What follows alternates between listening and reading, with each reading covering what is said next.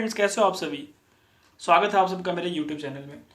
तो देखो, पिछले लेक्चर में हम लोगों ने लॉज ऑफ रिफ्लेक्शन पढ़ लिए थे। मैं एक बार रिवाइज करा देता हूँ, क्योंकि रिफ्लेक्शन का जो लॉ है ये बहुत इंपॉर्टेंट है। इस पे खूब सारे क्वेश्चन पूछे जाते हैं अगर हम एग्जाम के पॉइंट ऑफ व्यू से बात कर रहे हैं। तो लॉज ऑफ रिफ्लेक्शन हम बोल रहे हैं यहाँ पे केवल दो ही लॉज हैं। कौन कौन से? Incident ray, reflected ray and normal. ये सब किस में होंगे? एक प्लेन में लाई करना चाहिए। दूसरा क्या था? Angle of incidence is equal to angle of reflection. तो यही हमारे दो हैं, क्या है? Laws of reflection. अब इनमें थोड़ा सा हम कुछ इंपॉर्टेंट पॉइंट्स पढ़ लेते हैं जो बहुत काम आते हैं हमारे। तो मैं इसको नोट करके यहाँ पे लिख देता हूं। मैं बोल रहा हूं कि अगर कोई भी रे है, लाइट रे है, वो नॉर्मली इंसिडेंट हो रही है तो वो अपने पाथ को क्या करेगी? रिट्रेस करेगी। तो a ray of light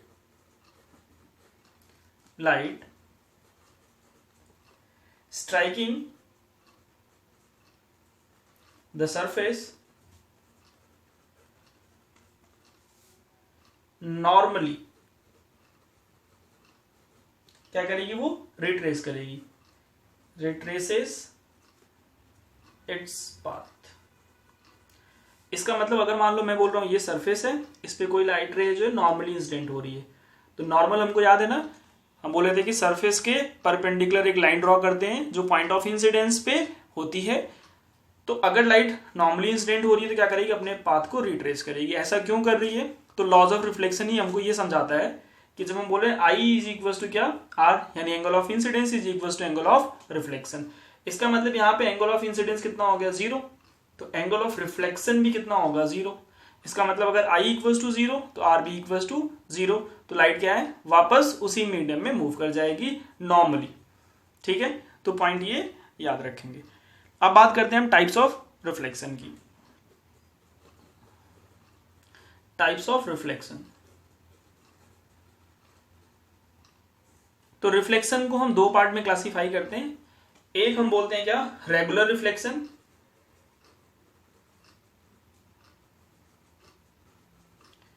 regular reflection. और जो सेकंड होता है इसको हम बोलते हैं इररेगुलर, या इसको हम एक और नाम से जानते हैं, डिफ्यूज्ड।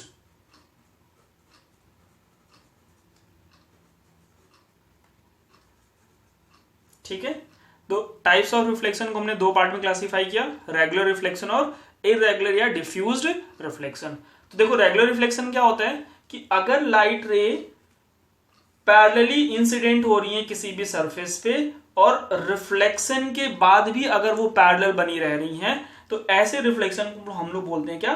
Regular reflection. जैसे कि देखो डायग्राम में दिख रहा है कि जो लाइट रे इंसिडेंट हो रही है वो बीम कैसी है? पैरेलल है। और रिफ्लेक्शन के बाद भी रिफ्लेक्टेड जो रे है वो कैसी है? पैरेलल है। तो इस तरीके के जितने भी रिफ्लेक्शन होंगे इसको हम क्या बोलेंगे? Regular reflection. ये कहां से होता है? ये होता है फ्रॉम स्मूथ सरफेस।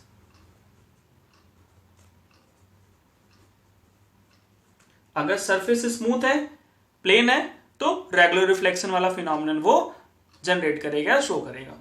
इररेगुलर या डिफ्यूज रिफ्लेक्शन की अगर हम बात करें तो हम बोलेंगे लाइट आएगी तो कैसी? नॉर्मल, यानी पैरेलल आएगी। ठीक है, नॉर्मली क्या आएगी? पैरेलल आएगी। लेकिन रिफ्लेक्शन के बाद वो डिफरेंट डिफरेंट डायरेक्शंस में मूव कर जाएंगी। तो एक यहां स्ट्राइक हुई, एक यहां पे हुई, दूसरी यहां पे। तो ये किधर जाएगी? ये इधर चली गई, ये इधर चली गई, और ये वाली रे ऐसी चली गई। तो हमको दिख रहा है कि लाइट रे जो है आ कैसी रही है? पैरेलल, लेकिन जैसे ही सरफेस पे स्ट्राइक कर रही है वो डिफरेंट डिफरेंट डायरेक्शंस में मूव करके चली गई। तो ऐसे टाइप के जो भी रिफ्लेक्शन होंगे इसको हम बोलेंगे इररेगुलर या डिफ्यूज्ड रिफ्लेक्शन। कहां से होगा ये? तो from rough surface.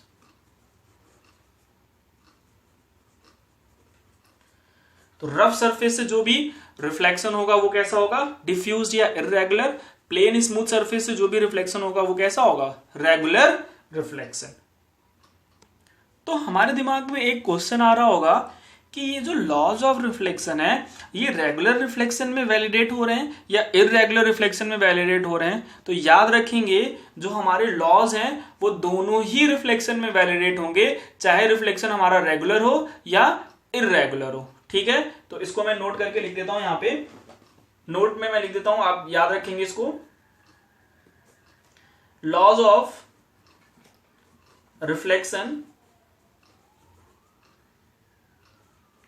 is always valid, चाहे रेगुलर हो या इररेगुलर। ठीक है, यानी रिफ्लेक्शन हमारा रेगुलर या इररेगुलर कोई भी हो, लॉज ऑफ रिफ्लेक्शन हमेशा वैलिडेट होंगे। ठीक है, तो ये हम याद रखेंगे। एक टर्म है जल्दी नहीं समझ में आता, जिसको हम लोग बोलते हैं क्या, ग्रेजिंग इंसिडेंस। तो जब हम स्टार्टिंग में लाइट पढ़ना स्टार्ट कर रहे होते हैं तो हमें ये टर्म समझ में ही नहीं आता है कि हम कैसे लाइट को रिप्रेजेंट करें। तो ग्रेजिंग इंसिडेंस का मतलब होता है, जैसे मैं बताऊं, ये देखो कोई भी एक सरफेस है, ठीक, इसमें मैंने बोला ये इधर वाला कैसा है, पॉलिश्ड है, मतलब इधर लाइट जो है वो मूव करके नहीं आएगी। मैंने क्या किया, यहां पे एक पॉइंट लिया और इस पे एक लाइट को इंसिडेंट करा रहा हूं, और इंसिडेंस कैसा होना चाहिए, ग्रेजिंग इंसिडेंस होना चाहिए। तो बोलूंगा लाइट अगर ऐसे आ रही है तो ये मूव कर जाएगी किधर, फॉरवर्ड डायरेक्शन में। ठीक है, अब बताओ यहाँ पे नॉर्मल कितना आया हुआ, हम बोलेंगे ये एंगल 90 डिग्री बन रहा है, तो एंगल ऑफ इंसिडेंस यहाँ पे 90 है। तो लॉज ऑफ रिफ्लेक्शन की अगर हम बात करें तो हम बोलते हैं I is equal to R, इसका मतलब एंगल ऑफ रिफ्लेक्शन भी कितना हो जाएगा, 90 डिग्री। तो इस तरीके के इंसिडेंस को हम क्या बोलते हैं, ग्रेजिंग इंसिडेंस। अगला टॉपिक पढ़ते हैं, reflection from plane mirror. Reflection from plane mirror. तो देखो लाइट को हम कहां से रिफ्लेक्ट कराएंगे, एक प्लेन मिरर से। तो देखो मिरर कैसे बनता है, हमको पता है कि हमने क्या किया, एक ग्लास की शीट ली, उसके पीछे सिल्वर की कोटिंग कर दी, वो क्या बन गया, एक रिफ्लेक्टिंग सरफेस बन गया, और उसको हम बोलते हैं क्या, मिरर। ठीक है, तो देखो मिरर में क्या होगा, हम अगर मिरर की बात करें तो मिरर में हम लोगों ने थोड़ी सी थिकनेस देखी है। ठीक है, इधर हम क्या करते हैं, पॉलिश्ड सरफेस बनाते हैं यहाँ पे। अब हमने क्या किया, यहाँ पे लाइट को इंसिडेंट कराया, तो ये क्या होगी, रिफ्लेक्ट होगी, एंगल I एंगल R। तो देखो ये फिनोमिनन तभी अकर होगा जब मैं बोलूं कि जो इसकी थिकनेस है, जिसको मैं T से रिप्रेजेंट कर रहा हूं यहाँ पे, थिकनेस टेंड्स टू 0। इसका मतलब अगर ये थिकनेस बहुत कम होगा तभी हम ये वाला फिनोमिनन दिखा पाएंगे। तो इसका मतलब मैं थिकनेस को अगर मिनिमाइज कर दूं तो कुछ इस तरीके का डायग्राम बनाऊंगा और बोलूंगा कि ये जो थिकनेस थी इसको मैंने टेंस करा दिया किधर, 0 की तरफ। तो अब क्या हुआ, देखो ये लाइट इंसिडेंट हुई, फिर क्या होगी, ये रिफ्लेक्ट होगी, एंगल I और ये बनेगा एंगल R। ठीक है, तो ये क्या है, रिफ्लेक्शन फ्रॉम प्लेन मिरर। अब इसमें खूब सारे वेरिएशन के साथ में क्वेश्चन आते हैं। Angle of deviation. अब एंगल ऑफ डेविएशन क्या होता है, तो देखो डेविएशन का मतलब होता है कि लाइट जिस रास्ते से आ रही थी उससे डेविएट हो गई। जैसे हम पढ़ते रहते हैं तो पढ़ने के साथ डेविएशन होता है, यानी हमारे दिमाग में और भी कई सारे ख्याल आने लगते हैं, तो हम पढ़ाई छोड़ के वो कुछ जरूरी काम जो हमारे दिमाग में चल रहे होते हैं हम वो करने लगते हैं। तो ये भी क्या एक तरीका डेविएशन है।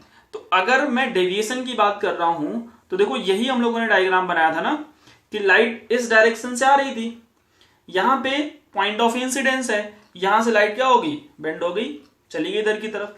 तो मैं बोल रहा हूं भैया ये एंगल ऑफ इंसिडेंस है और इसको मैं बोल रहा हूं एंगल ऑफ रिफ्लेक्शन। तो अच्छा एक बात बताओ, लाइट किस डायरेक्शन से आ रही थी, तो हम बोलेंगे लाइट P से Q पे आ रही थी, फिर Q से किधर चली गई, R पे चली गई। तो मैं बोलूंगा अगर डायरेक्शन ऑफ इंसिडेंट रे कौन सी है तो वो PQ है। तो अगर मैं ये मिरर यहां से हटा दूं तो लाइट कैसे चली जाएगी, ऐसे सीधे चली जाएगी। यानी ये क्या है, इंसिडेंट रे की डायरेक्शन। लाइट इधर की तरफ बेंड हो गई है तो मैं बोलूंगा ये वाला जो एंगल है इसको मैं बोलूंगा एंगल ऑफ डेविएशन, इसको मैं डेल्टा से रिप्रेजेंट कर रहा हूं। तो डेल्टा क्या है यहां पे भाई, it is angle of deviation. ठीक है, डिफाइन कैसे करेंगे, तो हम बोलेंगे it is angle between direction of incident ray and reflected ray. तो ये रिफ्लेक्टेड रे हो गई, ये इंसिडेंट रे की डायरेक्शन है, लाइट कितने एंगल से बेंड हो गई, डेविएट हो गई, इसी को हम बोलेंगे क्या, एंगल ऑफ डेविएशन। ठीक है, अब देखो लाइट का जो डेविएशन का एंगल है इसको हम दो तरीके से कैलकुलेट कर सकते हैं। कैसे, तो मैं एक फ्रेश डायग्राम बना देता हूं। ठीक, ये क्या था हमारा एंगल ऑफ इंसिडेंस, इसको हम बोल रहे हैं एंगल ऑफ रिफ्लेक्शन। लाइट को इधर जाना था लेकिन इस सरफेस की वजह से लाइट इधर बेंड हो गई, तो मैं बोलूंगा ये एक एंगल ऑफ डेविएशन दिख रहा है जिसको मैं डेल्टा 1 बोल रहा हूं। तो बताओ जरा डेल्टा 1 की वैल्यू कितनी आएगी। तो अगर मैं ये पूरे एंगल की बात करूं तो ये कितना होगा 180 डिग्री। 180 डिग्री माइनस टाइम्स ये वाला एंगल यानी आई प्लस आर। अब देखो आई इक्वल्स टू आर होता है तो मैं इसको यूज कर सकता हूं आई इक्वल्स टू आर वाले रिलेशन को। तो मैं बोलूंगा 180 degree minus 2 times of I, this is delta 1। ठीक, अब मुझे बताओ जरा 180 को हम क्या बोलते हैं पाई। इसका मतलब डेल्टा 1 इज इक्वल टू क्या हो गया पाई माइनस 2 आई। नॉर्मली हमें एंगल ऑफ इंसिडेंस गिवन होता है इसीलिए हम इसको आई के फॉर्म में लिख रहे हैं। तो ये हम याद रखेंगे किसके लिए डेल्टा 1 डेविएशन 1 के लिए। और कोई डेविएशन हो सकता है क्या, बिल्कुल हम इस वाले एंगल की तो बात कर सकते हैं और इस वाले एंगल को मैं बोल रहा हूं क्या डेल्टा 2। तो जरा डेल्टा 2 की वैल्यू बताओ कितनी होगी। तो मैं बोलूंगा delta 2 is equals to pi plus 2 I. ठीक, कैसे किया हमने, देखो ये क्या हमारा डेल्टा 2 है ना, तो डेल्टा 2 कैसे मिलेगा। तो मैं बोलूंगा भैया हमको ये वाला एंगल और प्लस ये वाला एंगल चाहिए। तो ये पूरा एंगल कितना है 180 जिसको हम बोल रहे थे पाई, और प्लस ये एंगल कर रहे हैं यानी आई प्लस आर, और आई और आर आपस में इक्वल है। तो डेल्टा 2 इक्वल टू कितना मिल गया पाई प्लस 2 आई, ये सेकंड। तो बताओ ये किसके लिए है। तो मैं बोलूंगा फॉर क्लॉकवाइज। ठीक, तो ये किसके लिए था। तो मैं बोलूंगा ये था फॉर एंटी क्लॉकवाइज। अब मैंने आपको ये डेल्टा 1 डेल्टा 2 क्यों बताया है, क्योंकि एग्जाम में कंफ्यूज करने के लिए दोनों ऑप्शन दे देता है और वहां पे वो मेंशन करेगा कि हम क्लॉकवाइज मेजर कर रहे हैं या एंटी क्लॉकवाइज मेजर कर रहे हैं। तो ऐसा कंफ्यूजन ना क्रिएट हो इसलिए हमको ये दोनों ही पता होना चाहिए। ठीक है, चलो इस पे एक छोटा सा क्वेश्चन करते हैं, थोड़ा सा कॉन्सेप्ट और क्लियर हो अपना। मैं बोल रहा हूं कि ये लाइट है, ये इंसिडेंट हुई 60 डिग्री से। ठीक है, हमसे पूछा है कि रिफ्लेक्ट हो रही है तो find the angle of deviation, यानी हमको क्या चाहिए डेल्टा की वैल्यू चाहिए। तो देखो डेल्टा 1 डेल्टा 2 दोनों मिलेगा यहां से। तो बताओ डेल्टा 1 कैसे मिलेगा। तो हम क्या कर रहे थे 180 पाई माइनस कितना करेंगे हम 2i। पाई की वैल्यू चाहो तो यहां पे रख दो 180 degree minus 2i that is 120। कितना आया बताओ जल्दी से 180 माइनस 120 कितना आ गया 60 डिग्री। सिंपल।